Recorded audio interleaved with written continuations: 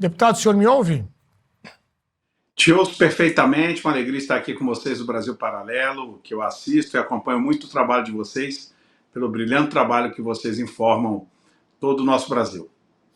Maravilha, deputado, obrigado. Primeira pergunta, essa mudança de estratégia, né? No primeiro momento, o senhor esperaria a volta do Hugo Motta na próxima semana, né, após a Páscoa, para protocolar esse projeto. E aí, me parece que por uma questão de pressão que o pessoal estava recebendo, acabou antecipando isso. Explica para a gente o que aconteceu.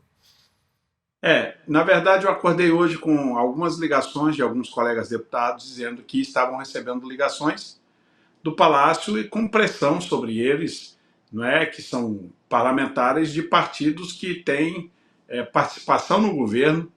E quando três deles falaram, recebi a pressão, mas não cedi, vou manter minha assinatura, eu fiquei com a minha assessoria monitorando a cada 5 minutos. Quando teve a retirada de uma parlamentar, eu percebi que aquilo poderia começar a acontecer.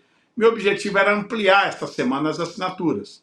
Eu passei o final de semana estudando o regimento com a minha equipe de assessoria e detectei que a partir do momento em que eu desse entrada no requerimento, com a maioria de 257 acima, né, a gente estava com a retirada naquele momento com 264, ninguém mais poderia retirar individualmente. E para retirar o meu requerimento agora, somente se conseguir dos 264 que assinaram pelo regimento, 133, que seria metade mais um, todos assinando juntos para retirar. Então, assim, é impossível a retirada a partir de agora. Por isso, quando eu vi que retirou uma pessoa, dei entrada no requerimento e assim acho que foi um checkmate que o governo não esperava. A partir de agora é o nosso trabalho no dia a dia, do convencimento com os colegas. Liguei ao presidente Hugo Motta minutos antes de protocolar, porque as pessoas querem jogar o PL contra o presidente da casa, o que não é estratégico nesse momento. Neste momento, a gente tem que agir como primeiro aliado que fomos dele na eleição e comuniquei a ele que a gente estava dando entrada. Ele chegando a semana que vem, nós vamos ter a reunião de colégio de líderes no dia 24 de abril, onde finalmente espero ir para a pauta para a semana seguinte a gente votar esse requerimento de urgência. Muito bem. Christian Lobauer, sua pergunta para o deputado Sóstenes, ele que é líder do PL lá na Câmara dos Deputados. Não, deputado, primeiro lhe cumprimentar pela liderança e pela iniciativa de levar esse tema de forma tão incisiva e tão veemente, né? Acho que é um tema que a minha pergunta vai justamente nesse sentido. O senhor não acha que esse tema se transformou numa espécie de prova de fogo para o atual governo? Porque a posição que o presidente da Câmara, recém-chegado, o presidente da Câmara, fica uma posição de, assim, ou ele realmente faz valer a vontade do Legislativo e resgata essa imagem que toda a população quer de autonomia do Legislativo que venha a ser resgatada, ou ele realmente vai mostrar que realmente está sob ordens do Poder Executivo e do Judiciário como consequência, e a gente vai continuar vendo essa situação assim, que muito nos deixa desanimados em relação ao Legislativo de uma forma geral. Então, portanto, parabéns pela iniciativa aí. Por favor, me diga se a gente tem alguma esperança de ver o Legislativo recuperar o seu prestígio. Primeiro, obrigado. É uma honra estar com você aqui, com todos os que nos acompanham nesse momento. O Legislativo, dos três poderes, para mim, ultimamente anda o poder mais acovardado, seja no Senado quanto na Câmara. Se o Senado tivesse feito o papel dele de enfrentamento às intromissões do Poder Judiciário, a cobrança, não é, de muitas vezes usurpação de competência do Poder Judiciário às nossas prerrogativas, se o Senado tivesse feito a sua parte, o Supremo Tribunal Federal e o Poder Judiciário não tinham avançado tanto. Com relação ao PL da anistia em específico, é um PL que enfrenta duas frentes, não só o governo. O próprio STF sabe que, em votando e aprovando o PL da anistia, o STF também fica muito desacreditado, além do que já está. Então, assim, nós enfrentamos dupla resistência. O governo por uma parte e o STF por outra. O que ainda faz mais difícil a situação do presidente Hugo Motta, que é nosso primeiro aliado. Diga-se de passagem, nós fomos o primeiro partido a apoiá-lo, por isso que a gente não está entrando numa rota de colisão com o presidente Hugo Motta, a gente entende a circunstância dele. É bom lembrar que na semana anterior a Polícia Federal esteve visitando a prefeitura onde o pai do Hugo Mota é prefeito, em Patos, e isso lá na Paraíba, isso é, para mim, uma chantagem explícita de um poder sobre o outro.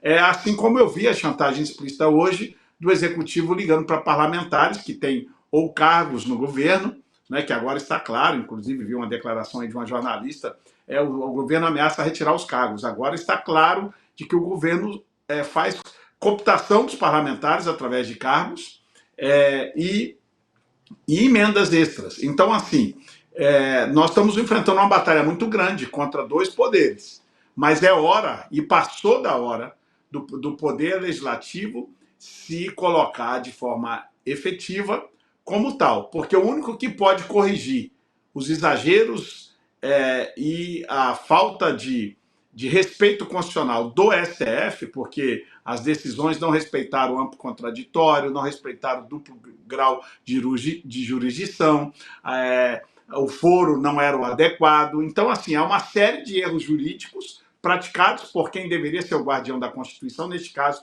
o Supremo Tribunal Federal, e o único que pode fazer essa correção é o Congresso Nacional através da votação da anistia. Nós não podemos, por exemplo, como alguns defendem, votar a redução de penas. Isso quem tem que fazer é o Poder Judiciário, não nós.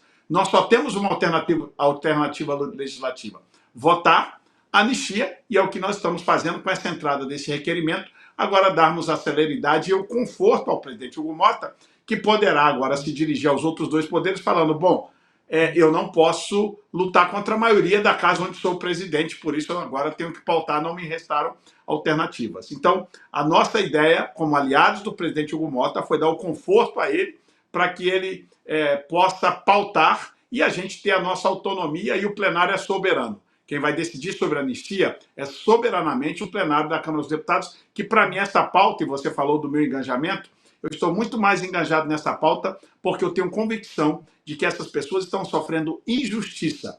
Penas que nem traficantes, que nem corruptos, que a gente vê já em piscinas de condomínios de luxo, depois de serem soltos com muito menos tempo, suas esposas serem soltas com meses, e a gente vê pessoas pagando mais de 2 anos uma prisão preventiva sem transitar de julgado. Isso é totalmente arbitrário, isso é totalmente desumano, e por uma questão de humanidade, direitos humanos, inclusive dessas pessoas, é que eu estou tão enganjado e não vou abaixar meus braços e arredar desta luta até ver que essas pessoas vejam que justiça foram feitas a elas. Deputado, o senhor citou aí algumas vezes uma aliança, né, com o presidente Hugo Mota, disse que o PL foi um dos primeiros ali a fazer esse apoio para a eleição dele. Tem algum prazo de validade essa situação? Alguma data ali que o senhor entende que ele tem que colocar isso para ser votado? Semana que vem tem reunião de líderes, ele volta de viagem. Como é que está essa relação com o presidente e a expectativa de vocês para que o projeto seja colocado em votação? Olha só, há um esforço de muita gente que quer jogar o presidente Hugo Mota contra o PL. Isso não é estratégico nessa hora. A cadeira é dele por mais 2 anos. Nós precisamos construir na política. Na política é no convencimento, no diálogo franco, como fiz hoje. Antes de dar entrada ao requerimento, peguei meu telefone, liguei para ele e falei: presidente, jamais, nunca fiz nada sem comunicá-lo antes. Estou comunicando, estou dando entrada por causa da pressão do governo. Então, tudo muito alinhado. É natural que ele sofra a pressão de outros poderes, como ele mesmo assumiu para mim, não escondeu isso de ninguém. Mas também é natural de que nós, como primeiro aliados, o maior partido da casa, exerçamos pressão sobre ele. É uma cadeira que fica muito pressionada, a cadeira do presidente da Câmara, mas eu tenho convicção que com a chegada dele na próxima semana, nós vamos sentar, conversar, dialogar, e na primeira reunião de colégio de líderes, nós, com essas assinaturas, demos a ele o conforto necessário para que ele paute e ele não seja cobrado como alguém que deixou os líderes assinar, como inicialmente a gente tinha combinado, e ele mesmo me comunicou: só, você não vai dar, a pressão está grande. Eu falei: fique tranquilo, eu conheço um pouquinho do regimento, a gente vai buscar os mecanismos para te dar o conforto necessário para que você coloque na pauta. Os mecanismos foram feitos, as assinaturas individuais. Ele agora tem todos os argumentos do mundo para dizer: construída a maioria da casa, não me resta alternativa a não ser pautar. E pautando, eu tenho convicção de que nós não só teremos as 264 assinaturas que nós tivemos, mas nós vamos passar muito disso, porque é um clamor por justiça.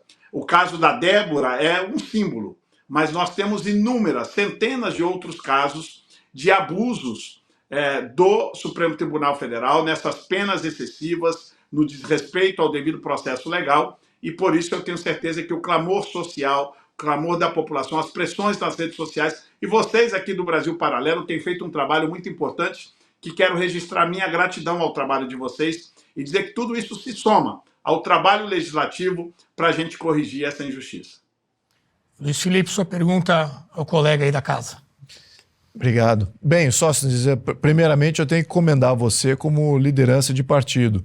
Eu já busquei assinatura para vários projetos, várias emendas parlamentares, algumas urgências, e é de fato um trabalho hercúleo, mano a mano, pessoa a pessoa, e você precisa ter tempo e foco e muito poder de convencimento ali para você conseguir aquela assinatura individual, ainda mais num cenário extremamente polarizado como está agora. Então, quero comentar você como liderança.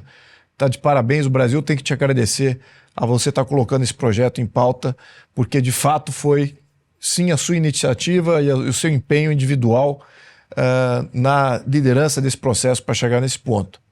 Então, parabéns. Como parlamentar, eu tenho que te parabenizar. É um exemplo. Primeiro, Luiz, eu quero ser justo. Essa é uma missão que não se faz sozinho. Você foi um grande aliado nessa batalha. Nicolas, que inclusive no último dia, quando estava faltando poucas, ficou ali no plenário junto com você e outros parlamentares postando nas redes, e assim a gente foi conseguindo assinaturas. O presidente Bolsonaro, que está se recuperando da cirurgia, ligou para presidentes partidários. Eu agradeço a sua deferência. Realmente, como líder, é meu dever, minha obrigação conduzir o processo, conversei com os presidentes de partidos, mas tive a ajuda do governador Tarcísio, que na reta final me conseguiu 4 assinaturas no último dia, muito importantes. Meu governador do estado do Rio de Janeiro, o governador Cláudio Castro, conseguiu 2 assinaturas importantes. Assim, isso é uma somatória. Fui para pressionar na recepção do aeroporto, a gente fez uma série de táticas, e você, como parlamentar, Luiz, sabe o quanto é difícil essa missão. Isso foi possível por método, por metodologia, por estratégia, mas por ajuda de muitas pessoas, entre elas você, que é um aliado sempre de todas as nossas pautas, você que é um brilhante parlamentar na nossa casa, e eu tenho o orgulho de ser seu colega. Muito obrigado, Sóstenes. Olha, é importante esse relato do Sóstenes, porque dá informação para quem está nos assistindo como é que funciona o processo parlamentar. Né? No final das contas é isso, é o mano a mano, braço a braço, e os parlamentares não têm a tendência de serem influenciados de uma maneira muito fácil pelos seus colegas, né? Ali todos são iguais.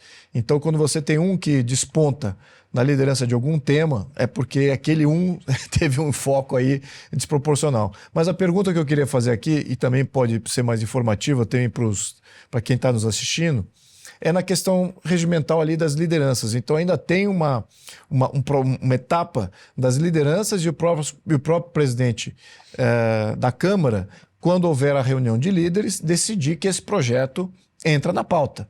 Há um risco daquele grupo ali ser pressionado desproporcionalmente e ainda conseguir não colocar isso em pauta. Então, só para deixar isso claro, se eu estou correto nessa afirmação, essa é a primeira pergunta.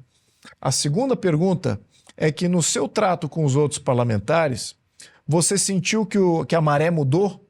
Você sentiu que a gente agora tem aí uma grande vertente positiva para o nosso lado? Só para lembrar os telespectadores e quem está nos assistindo, que esse tema foi um tema fundamental da criação da argumentação do Judiciário e do Executivo para tudo de errado que eles fizeram nos últimos 2 anos.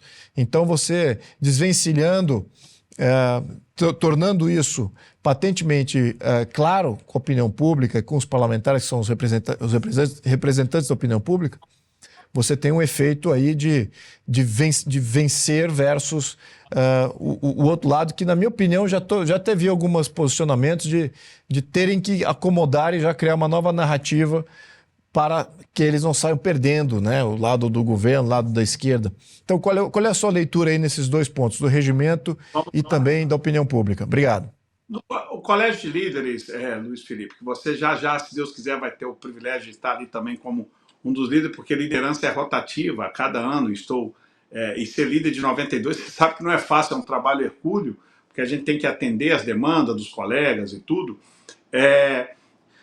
Eu já tinha o apoio dos líderes anteriormente da gente buscar as assinaturas avulsas por conta de um trabalho muito bem feito nosso e do presidente Bolsonaro de ligar para os presidentes partidários.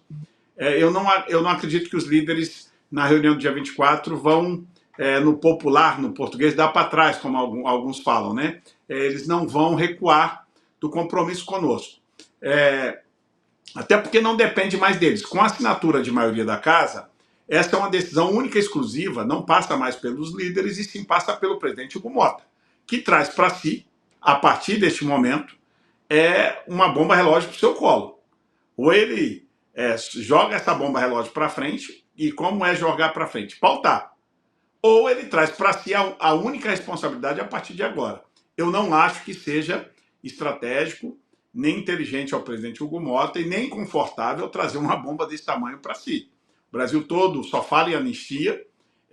Eu entendo que a melhor estratégia dele a quem estava o pressionando anteriormente, ele comunicar, olha, foi construída a maioria, está aqui um requerimento, eu não tenho o que fazer, vai para a pauta, o plenário é soberano, ele tira essa bomba relógio do seu colo. Então, o único que pode impedir agora não é mais o colégio de líderes, e sim o presidente Hugo Mota regimentalmente. O colégio de líderes pode fazer apelos, mas tão somente depende da decisão dele agora, e eu confio muito ainda nos compromissos que o Hugo Mota teve, não foi nem comigo, foi com o nosso líder anterior, o deputado Altineu, que hoje é o vice-presidente da casa, com o presidente Valdemar Costa Neto e presidente Bolsonaro, que houveram conversas, quando ele era candidato a presidente da Câmara, sobre a nossa prioridade 01, PL da anistia. Confio nisso nele. Em primeiro lugar, então só depende dele, não depende mais dos líderes. A segunda coisa que você me pergunta é sobre o apelo e o crescimento. Desde quando eu comecei esse processo, eu fiz ligações e conversei com todos os líderes de partido de centro. E todos eles me passaram uma porcentagem aproximada dos votos que nós vamos ter no dia da apreciação do PL. E a gente ainda está distante. Na minha avaliação, nós vamos passar dos 300 votos no dia de apreciar essa matéria. É uma matéria que está virando vontade popular, a população está se envolvendo, há um engajamento muito forte nas redes sociais, e acho que nós vamos passar disso. Então, a gente tem mais gente ainda que vai votar a favor, que não assinou o requerimento de urgência por conta das pressões de governo e do STF. Essas são as minhas duas avaliações sobre suas duas perguntas. Espero que tenha respondido a contento, meu querido Luiz. Obrigado, muito obrigado. Muito bem, vamos agora à pergunta do Adriano Janturco, lá de Belo Horizonte. Boa noite, deputado. A minha pergunta é a seguinte: estamos acompanhando pela mídia que tem uma certa interferência de outros poderes pedindo a remoção dessas assinaturas que você mesmo assinou, e também, sempre acompanhando pela mídia, já tem a anteprima do que pode ser eventualmente, do que pode vir depois, ou seja, mesmo o Congresso aprovando, parece que o STF está alinhado a pensar que seja inconstitucional a anistia. Então, minha pergunta vai nesse sentido: caso seja aprovado e caso o STF depois considere inconstitucional, tem aí uma segunda rodada, tem uma carta na manga, tem alguma estratégia, ou ainda não está sendo não foi elaborada, ou não quer divulgar por enquanto? Primeiro, nós só estamos votando o PL da anistia por causa do erro do STF, os exageros, os erros jurídicos, as atrocidades, as arbitrariedades praticadas por eles. Se eles quiserem continuar errando ao declarar um PL votado pela Câmara e pelo Senado, e eu acho que vai ser uma votação tão expressiva que, se eles tiverem o mínimo de bom senso, porque, tristemente, o STF passou a fazer política, não está fazendo justiça. Porque se fizesse justiça, o ministro do STF não emitiria opinião política, não emitiria mais opinião fora dos autos, porque o que se entende de um magistrado é que ele só se manifesta nos autos. Tristemente, nós temos o ministro do STF que usa a frase tal como perdeu o mané. Isso para mim é um absurdo total. E este que usou essa frase atualmente é o presidente da corte. Então, com esse tipo de comportamento que não faz parte do protocolo do cargo de um ministro do STF e tantos outros que eu nem vou me eximir a ficar somente neste mau exemplo do perder o Mané. Eu gostaria de dizer que se o STF errar a segunda vez ao dizer que é inconstitucional, nos vai restar uma última alternativa, que é fazer uma PEC. Eu acho um absurdo você emendar uma Constituição para fazer uma anistia. Isso não tem necessidade legislativa nenhuma. Seria simplesmente por causa de um segundo arbítrio do STF contra aquele que também é um poder, o poder legislativo, e aí a gente pegar e fazer uma PEC para colocar na Constituição, e que aí eles não poderiam dizer que é inconstitucional, sendo uma emenda constitucional. Eu acho um absurdo se chegarmos a este estágio, mas se for necessário, eu não me furto. Eu só quero dizer que não faltará disposição de trabalho, de batalha, de guerra, para que a gente possa corrigir a injustiça contra todos estes que participaram do ato de 8 de janeiro. E tem mais, nós somos sempre a favor de quem depredou o patrimônio público responda por este crime. Nós nunca fizemos manifestação para fazer depredação, desde que devidamente comprovada com vídeo quem depredou, na minha avaliação, tem que responder civilmente, porque aí não é nem criminalmente, pelo crime de depredação de patrimônio público e depredação de patrimônio histórico. Agora, com relação a todos os outros crimes que estão imputando, são crimes falaciosos, não reais, não verdadeiros, que a gente precisa anistiar por conta disso. Eu espero que a gente não tenha que chegar a ter que votar uma PEC, porque seria dupla vergonha ao Supremo Tribunal Federal. Jean Turco, não sei se tem mais alguma outra pergunta do Jean Turco. Não, para mim está ótimo, obrigado. Beleza. Eu quero tocar num outro assunto aqui com o deputado, que ele se pronunciou, que foi a questão da cassação do deputado Glauber Braga. O senhor disse que é contra a cassação, deputado. Eu queria entender aí os motivos dessa afirmação e se isso está realmente encaminhado agora, a votação vai a plenário, né? E tudo indica que também que será cassado. Qual que é o teu pensamento aí para ser contra essa cassação?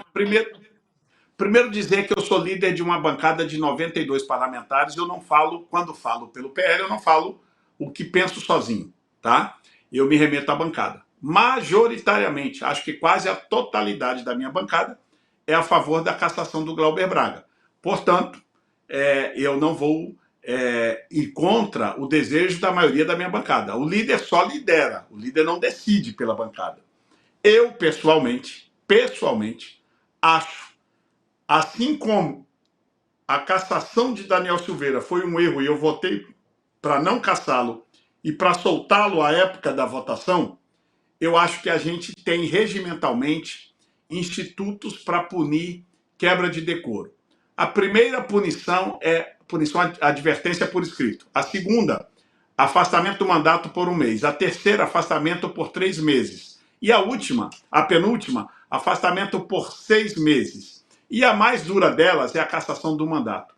Por princípio pessoal, aí eu não estou falando como líder, quero separar as coisas. Como líder, eu falo que a bancada decide. E a minha bancada majoritariamente decide pela cassação e é o que eu tenho que acompanhar a minha bancada. Como indivíduo, deputado federal, eu uso a mesma régua para todos os casos. Não é porque o parlamentar é da esquerda ou da direita que eu vou mudar segundo a minha conveniência. Isso é típico de esquerdista. Quando é alguém da direita para a esquerda, não importa, eles querem caçar. Eu não gosto de agir dessa forma. Eu gosto de analisar cada caso. Qual é o caso em específico da representação contra o deputado Glauber? Ele chutou um manifestante que estava dentro do plenário para fora, foi empurrando e do lado de fora deu um chute nele. Isso é quebra de decoro? Para mim, à luz do que eu conheço do regimento, qual seria a punição para o deputado Glauber? Na minha avaliação, ele deveria levar 6 meses de suspensão do mandato por isso. A cassação, para mim, é um assunto de último estágio, um assunto muito sério, que, na minha avaliação, caberia casos comprovados de corrupção, como já aconteceu, e eu já votei cassação por isso, caso de assassinatos, ou crimes violentos, como já aconteceu, o exemplo aí da acusação contra a deputada Flor de Lis, que eu votei pela cassação. Aí eu acho que esse é o estágio mais sério, o nível mais sério e a punição maior.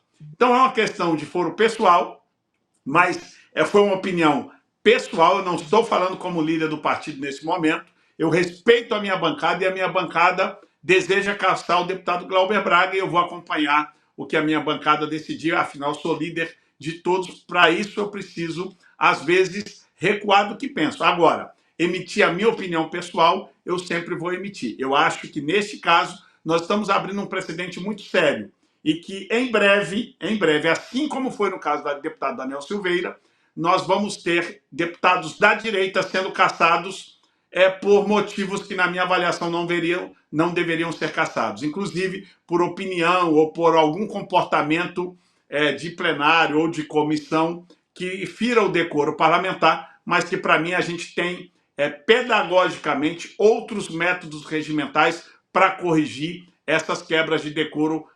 Eu não gosto de usar a régua de outros para que eu possa agir. A minha régua é essa. Eu acho que corrupção, crimes de violência comprovadamente, cassação. Fora disso, a gente tem outros métodos para aplicar e o deputado Glauber nunca teve aplicação de nenhuma suspensão de mandato. Por isso é o meu conceito pessoal, mas eu sou vencido pela bancada. Perfeito, acho que o debate é válido, vamos até colocar aqui para ouvir a opinião dos demais. Outro que também se colocou contra a cassação foi o senador Cleitinho, de Minas Gerais, ele também, posicionamento ali alinhado ao Bolsonaro, um perfil de direita, também com esse mesmo argumento, né? Daqui a pouco isso vai virar contra nós, então também sou contra. Deputado Sóstenes Cavalcante, muito obrigado pela participação. Vamos seguir aqui acompanhando o trabalho lá na Câmara e o andamento principalmente desse PL da anistia. Quem sabe na semana que vem teremos novidades. Contamos com o senhor aí para nos atualizar. Um abraço, então. Conta pra gente, vamos lutar muito para que justiça seja feita a todas essas pessoas que são exemplificadas pelo caso da Débora do Batom, mas são centenas de pessoas que estão, inclusive, pagando pena de prisão preventiva há mais de 2 anos, que não teve nem transitado julgado muitas delas, o que é um absurdo à luz da legislação brasileira, e nós vamos lutar muito por ela, junto com o deputado Luiz Felipe, que aí está com vocês, e vários outros lutando por um Brasil mais justo, para que essas pessoas possam ter justiça que não foi contemplada a nenhuma delas. Muito bem, obrigado mais uma vez. Tem aí a participação do deputado Sóstenes, ele que é líder do PL lá na Câmara dos Deputados, está aí liderando esse processo todo em torno do PL da anistia.